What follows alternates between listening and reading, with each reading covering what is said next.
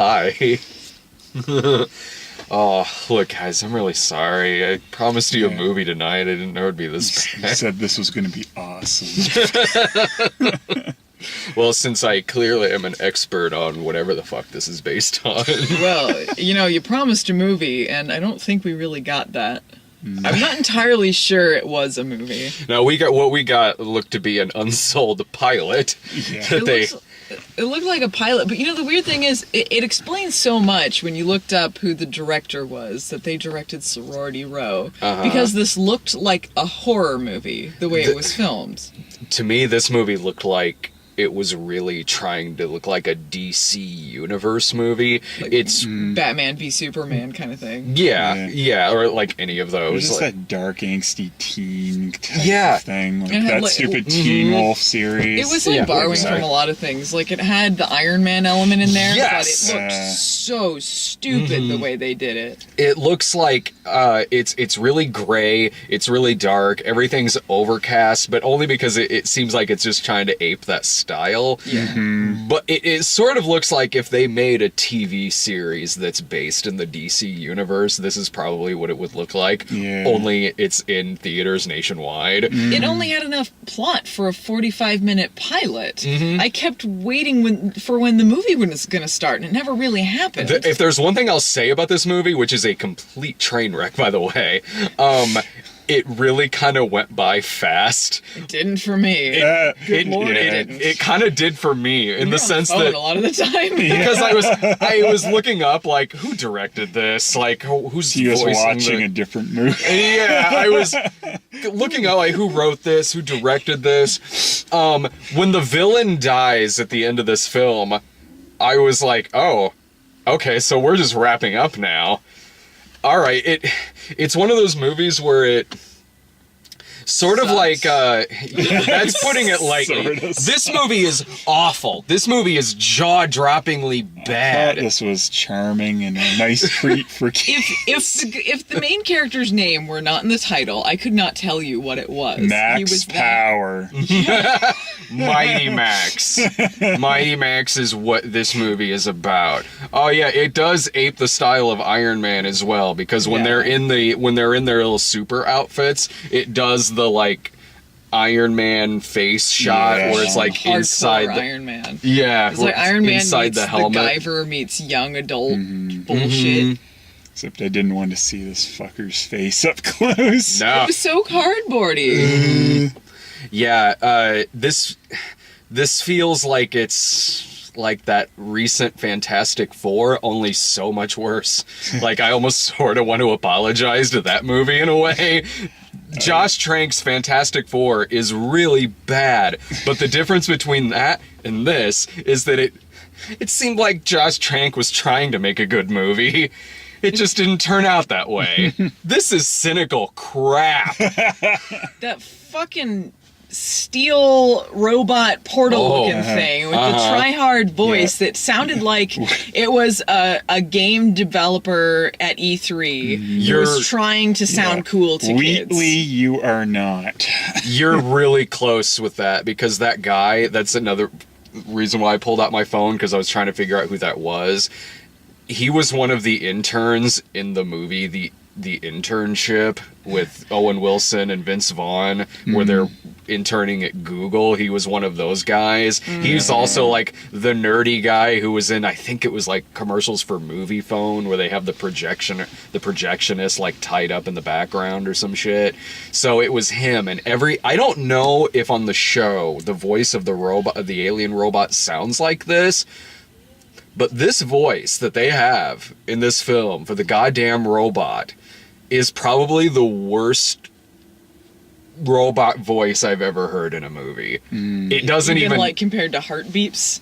Yeah, because I liked Heartbeeps. It was just That didn't- talking for the sake of talking, like a lot of points. Like, so I'm in the kitchen now. At one point near the at the end of the movie, when he's talking to his mom, they cut away to him talking to a lamp, which was clearly God. just a scene cut from earlier in the movie. Yeah. Because I don't know, I guess they just needed something to go between there. So here's this dramatic scene, so I'm using that in the loosest sense, of of Max and his mom, Maria Bello, one of a couple people where it's like, what the fuck are they doing in this movie?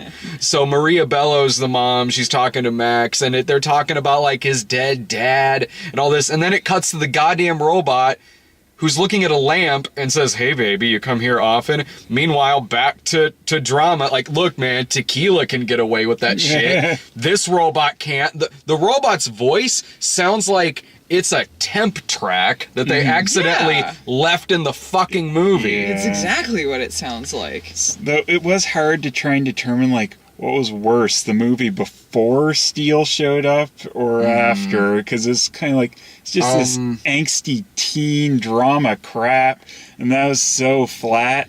Like, I don't know. It was bad when he showed up, but I mean, it was bad before he showed up too. It got worse when he showed up because it felt like there was somebody sitting in front of us, like sort of riffing the movie, but having zero timing and nothing to say. Like, hey Max, why don't you put on that suit there, buddy? Yeah, okay, I'm gonna follow you. Hey, don't listen to your math teacher. She doesn't know what she's talking about. There are so many stupid, like Sam Witwicky type moments in this, where he's got the robot in his backpack, and of course the robot's making a bunch of noise and being a doofus for no reason other than just stupid slapstick to be happening while he's at school. Like, there's no reason the robot would be trying to blow his cover like this other than to just be a fucking dork. It seems like nothing in the movie ever really started, and it's predictable and confusing at the same time, the plot, because you knew immediately who was going to be the villain, because it was the only character who was prominent who wasn't like a main character. It was like, okay, so it's the one guy who works at this facility. It would have been better if it was his mom. You know what? There was a moment where I thought like the movie was going to pull one over on us and be like, oh yeah, the villain's Andy Garcia. As soon as he shows up, I used to work for your dad. Like, okay. Like, I've seen every Spider-Man movie. I know where this is going. It seemed like a bad Spider-Man pilot at times. Yeah, oh, totally. Yeah. Like, before the robot pops up, it's still bad because before the opening credits, he already kind of has some of his powers, so it sort of feels like if they did a Spider-Man origin movie that never showed him getting bit, but he's still, like, practicing flipping and, like, shooting webs and shit. This was almost the entirety of the beginning of the movie, him going on screen. Stare at hand. Huh? I still, having sat through this movie, like, at least if a Spider-Man movie was that poorly paced, I at least would still know what Spider-Man's powers were. Like, okay, he can shoot webs and shit. In this, I really can't tell you what this guy does, other than he's got, like, fucking, like, jellyfish coming out of his fingers. He shoots out it looked water. like he was jizzing out his fingers. And I couldn't tell you much of the plot outside of aliens and robots, but it just was like in one ear, out the other. It was predictable and confusing. Because it was like, I couldn't really tell you. Max was a disgusting half-breed. And they didn't reveal that till later, the alien thing. And unless you're like familiar with this video game series or action figure series or whatever, unless you're familiar with this, you're not gonna know. Well, here's the gritty thing, like, Mattel logo. they have it's like, really, we're gritty Mattel right now. Oh, I can't wait for the Barbie movie that's like Vice Squad. Like. This is the kind of movie where it's like in the Malibu Dream House. Yeah. I don't know much about. I really don't know much about the source material, like, at all. But this is the kind of movie where it's like Gem and the Holograms, where, like, I didn't grow up on Gem and the Holograms at all, but even with that being said, I could still look at that movie and see that it's bullshit. I feel the exact same way about this movie. Like, you can I'm looking at a catastrophic mess, and I have no idea why it's in so many theaters. And it's such a small movie. Another thing that's like Fantastic Four, it's such a small movie. Like, the big fight at the end between Andy Garcia and Max Steel is in this, like, leaky, abandoned warehouse. Like how the climax of Fantastic Four was in, like, an underground bunker. This is, like, there's very little locations in this film. It is weird, too. Like, you know, there's that the robots make tornado monsters sometimes, and like that just there's a woman running away from. You see like one person, and then it like Yeah. blows up a barn, like, and then no one seems to notice that this happened. Like no one's talking about it. Because there's only like 5 people in this Yeah. film. Like it is like Gem and the Holograms, where it seems like it's taking place after the rapture.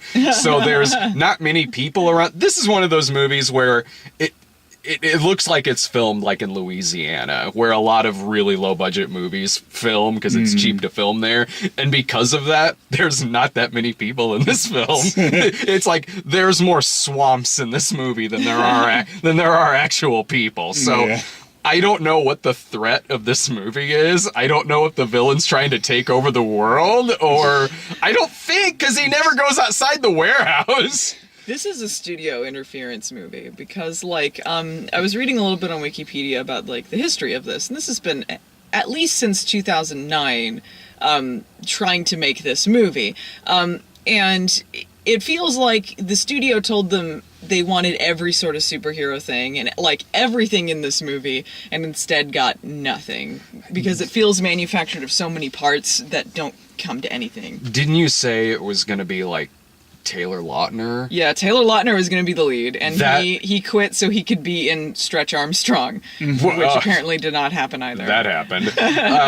That makes so much sense. I can easily see him in this film. At least Honestly, he has more charisma than this guy. honestly, he probably would, not probably, he would have been better than this guy. This guy looked like Joshua Jackson crossed with a blow-up doll. Well, when they started the movie, and we don't know anything about the plot, like this character, like me and Phelan, we never saw any trailers or anything, so you don't know I his did. his age or his story or anything. And then the mom starts going like, this is for baby, sorry. And then we're like, what? Like, he's like 30, isn't he? Like, Yeah. Oh yeah, Both his freshman year. and both he and the girl, like, I don't know what ages they are in real life, but in this movie, they look like, look, just a quick rewrite, make them college students. That's Yeah. all you gotta do. This is distracting.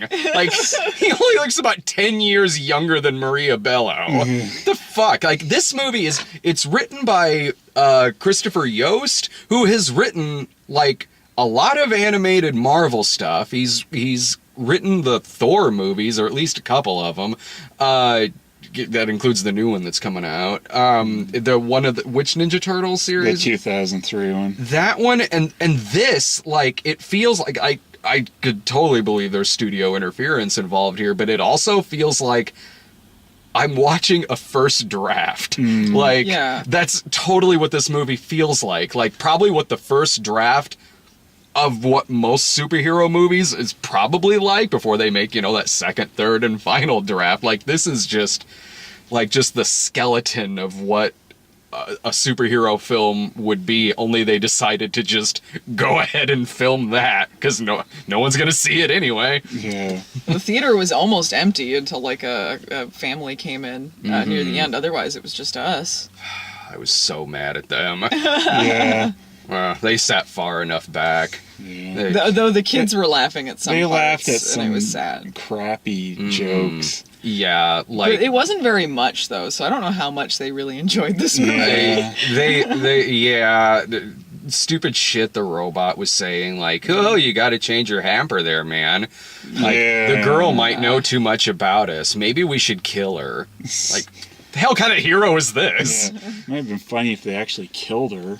This is one of our heroes in the movie. Like, it really legit seems like he's suggesting he kill his love interest. She was another weird thing where it seemed like the story started in the middle with her, because even though he met her his first day of school, because she almost She runs him over. And she's like, hey, are you okay? And he's meanwhile on the ground acting like he's concussed. And she's just like, oh, okay, you said you're okay. Meet me here after school. And at first I kind of missed the intros because I was zoning out. So I was like, do they know each other? Did they meet already? I guess not. Like, Yeah, there was very just friendly nothing too there. quick. No chemistry at all. None. He has more chemistry with Maria Bello. Yeah. It was reminding me of like the worst of Smallville with Clark and Yeah. Lana, like our like paper thin relationship. There are At least she didn't look like Rebecca Black like this lady did. So I kept just thinking, Friday. She still had that like blank look that Kristen Krug would give Tom Yeah. Welling. Like they're very blank with each other. Oh God, there are every scene they have together in this movie includes at least a 5 or 10 second stretch where they're saying nothing. They just they both line. they both have the Yeah. looks of extras in a scene. They don't seem like they would be the main characters. They seem There like are the ones those. like you would immediately forget their face. Yeah, you're like, when are they getting killed off and the real hero comes? Good Lord. It just, I still just can't believe Andy Garcia is in this. Maria Bello. Oh my God! Like, did they just assume they were signing on to like? Well, this will be a next Better. big franchise. Yeah. Even The the hell? opening credits were half-assed. Oh God! Like they 'Cause you were ran like- out of money in the middle of yeah, the credits. it was just like Yeah. it was starting kind of like the Spider-Man credits.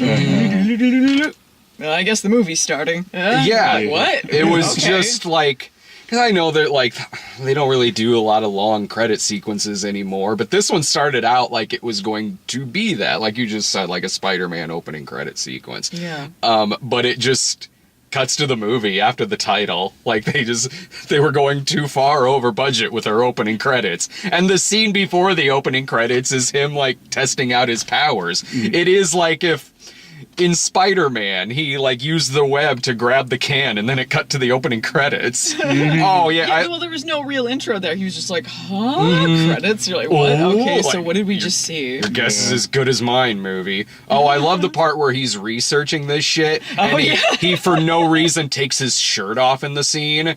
Like a subtle movie. He starts Googling, my hands dispense liquid energy. Yeah. As if that Yeah. would come up with anything. What am I? What am I? Question Question mark, question marks. mark, question mark. And just again, for no reason, he just this part had to have been written when Taylor Lautner was still involved in the movie because he, like I said, just takes his shirt off in the middle of the scene for no reason.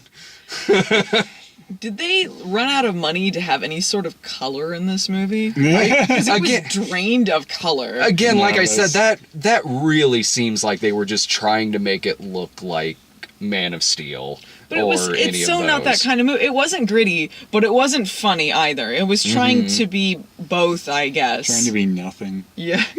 The only kind of effective thing I could say for it, and this is just if I'm stretching, is when they had the scene when he's fighting the giant robot cloud and the tornado starting and he's in the he's hiding in the warehouse and there's some like action going on. That was okay. And some of the effects were okay with the big cloud with the weird scary face and stuff like that. It's like, okay, that could be something in a different movie. It well, it is. It looks exactly like Josh Trank's Fantastic Four. Yeah. That's so like stylistically, like stylistically, and for a lot of reasons, it looks like a DC Universe movie, but a lot like Fantastic Four as well, because it's like it's shot dark, but there's kind of goofy stuff happening, like the end with all that cloud. And like I've seen a lot worse special effects in movies. The special effects weren't bad. It just was No. serving nothing. Yeah, like they were. Except for the face stuff when the Iron Man shots. Those look terrible. Yeah, those were annoying and really poorly cut into the movie. Like those are just straight out trying to ape the fight scenes from Iron Man. Like the effects are fine, and honestly, like they probably put a little more towards their effects budget because of how cheap it probably was to film where they were filming at in this movie. I feel like at the end the villain looks like the cross between like Lord Zed Power Rangers villain Yeah. and Dr. Claw. Yeah. When they start doing the Iron Man fight scene at one point, the whole plan to get rid of him is just overload the villain with energy and then he'll explode. It's really simple and stupid. And they have this moment where he starts overloading him, and they just zoom in on like intense faces of them. It looked like a scanners battle where they're like, just intense face battle. Yeah. Yeah, this really did look like the YA reboot of the Guyver. Yeah, it reminded Jesus me Christ. of Guyver and Power Rangers and A lot of different things. It's a lot of different things in a really cheap ass blender that is just shit out into theaters. Like, the only thing that I would have been like, well, I didn't see that coming, is if it did the switcheroo and Andy Garcia wasn't the villain and Maria Bello was. Yeah. Then I would have been like, okay, you got me. I feel like an idiot, but you got me. Tells the soldiers, kill my son. Yeah, I would have been I like, thought, they were going to do that, and then they didn't. That would have been great. I would have loved that. Like, Maria Bello's the villain? Okay, you have my attention, movie. There's so many shots of our lead where he just looks confused and his mouth is gaping, and you could just add like over it. Yeah. Like, it just, like, no expression at all, dead-eyed. Like, this guy, maybe as, like, a supporting character in something, he'd be okay. He wasn't, like, terrible, but he doesn't have any sort of presence to him, so it's not enough to carry this movie. He's terrible. He's not a leading man. He couldn't carry this. He couldn't carry this movie, at least on charisma, like, at all. I mean, this movie ends with him still not really knowing how to fly.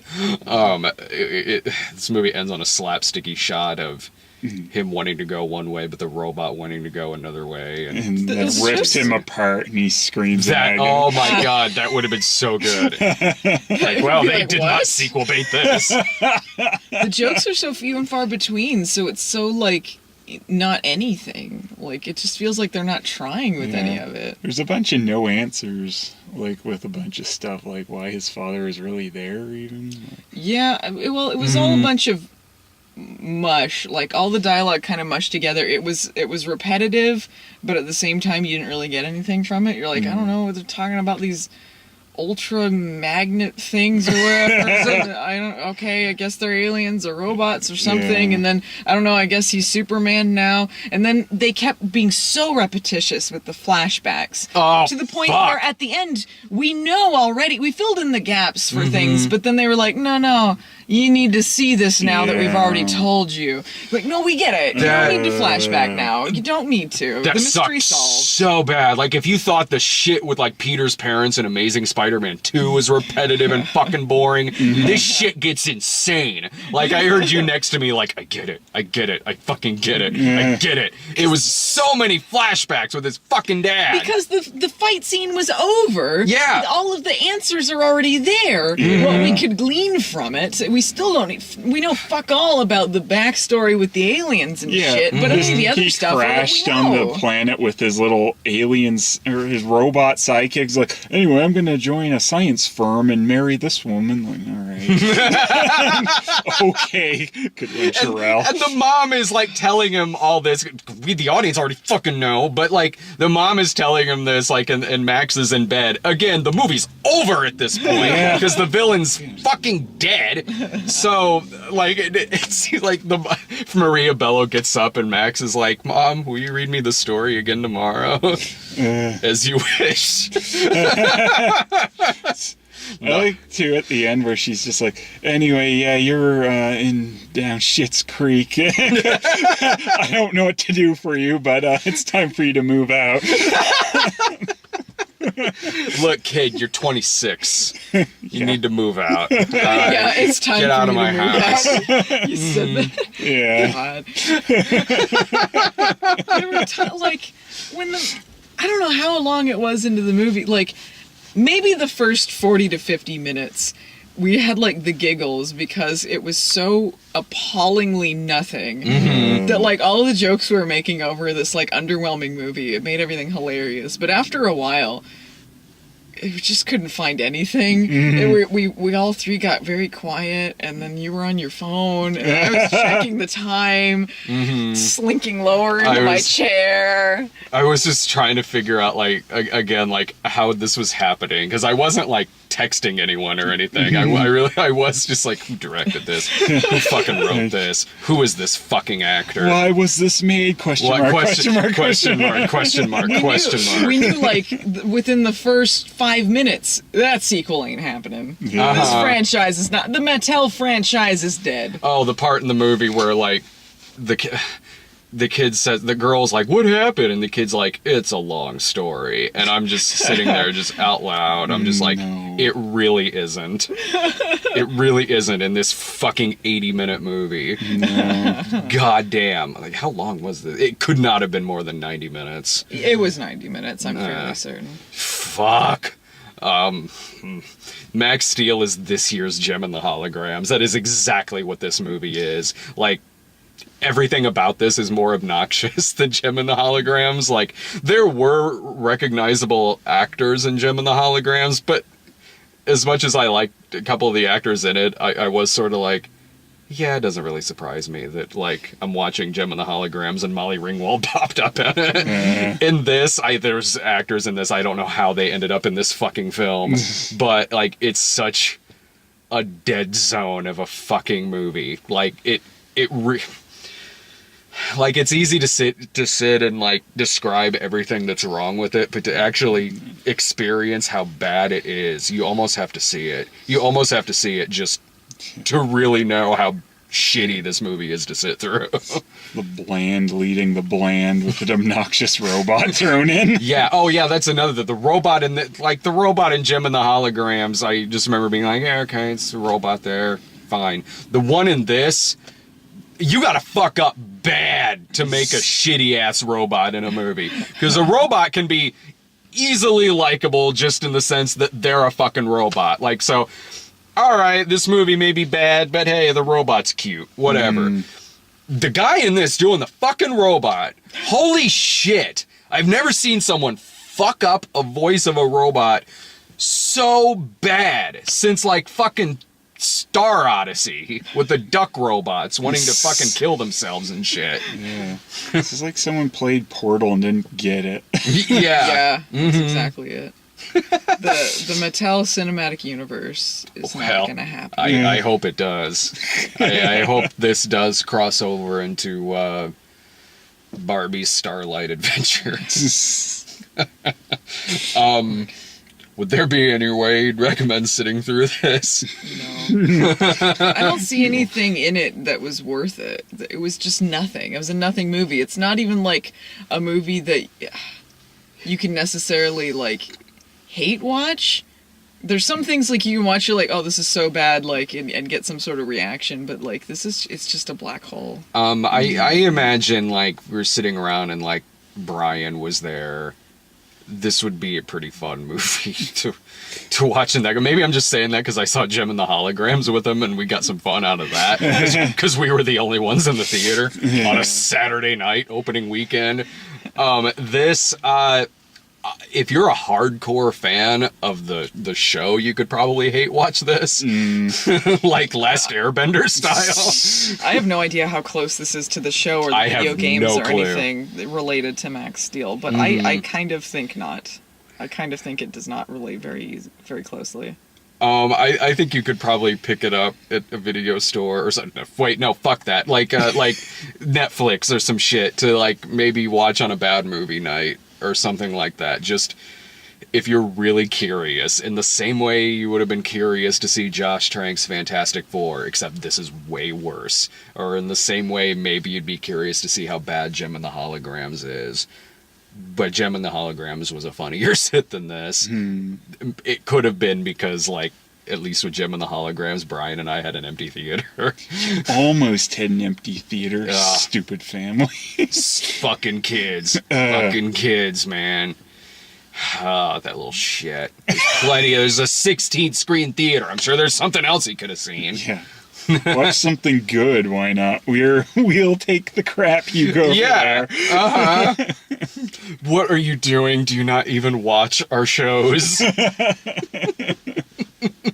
We want to yell at this. Go away. Go away. We want to judge this movie.